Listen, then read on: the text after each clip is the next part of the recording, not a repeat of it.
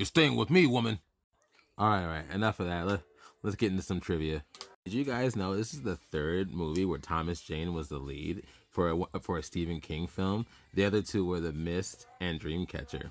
Okay, I just want to start off and say I love Thomas Jane. I'm serious, and everything I see him in, I love him. The guy sells movies to me.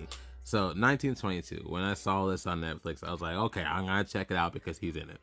So what's this movie about, you might be wondering? Well, you got this couple.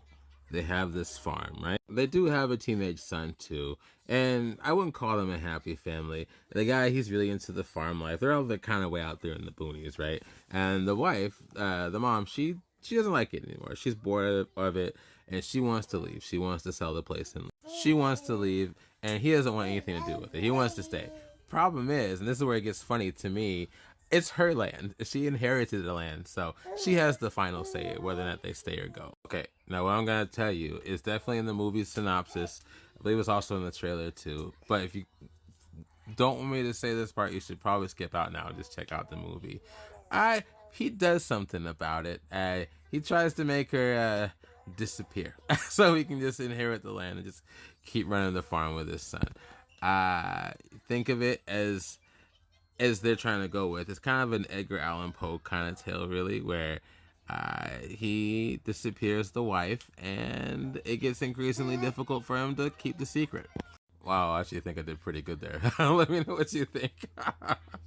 This is a horror movie, right? But the way they do this horror, I without ruining too much, I wouldn't say it's like light horror. It's got some gory stuff in there, right? It's got some bloody stuff going on. It's definitely got some violence in there for sure. But the way it is told, I don't want to say it's scary, if that makes any kind of sense.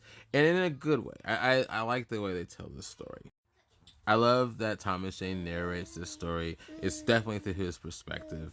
I like just their acting with each other in the movie. The back and forth between Thomas Jane and Molly Parker is very good. It's a fun, I think, like a period piece. It's a fun kind of nod to how some families were back in the day. How, a man's wife just might disappear and nobody knows what happened. They make reference to that pretty much in this film. It's pretty funny.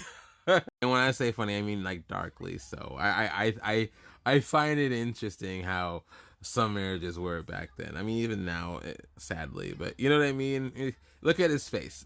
That's all I gotta say. Look at his face. Okay. Fun movie, very well acted. Check this out. Let me know what you think. By the way, Hemingford home, the home they're in, is actually the same home of Mother Abigail in The Stand. So if you guys like The Stand, they actually referenced quite a few Stephen King movies, stories in here. So yeah, check this out. Let me know what you think. Yeah, I'll talk to you later.